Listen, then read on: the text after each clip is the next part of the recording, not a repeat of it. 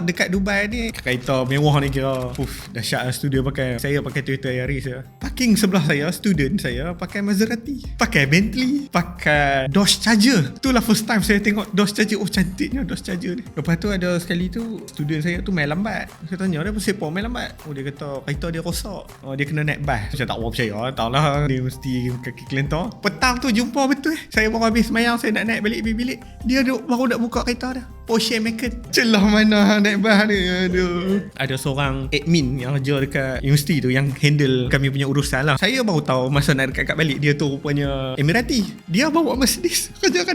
Sebab apa? Dia kata kalau contohnya depa ada certain gaji yang depa patut dapat. So kalau tak cukup, kerajaan akan top up. Depa kira kerja tu sekadar memang kerja, so boleh tahu lah efisiensi kerja sekadar kerja dia macam mana. Dan contohnya depa kahwin, bukan dia beli tanah, dia beli rumah yang siap untuk depa duduk lah.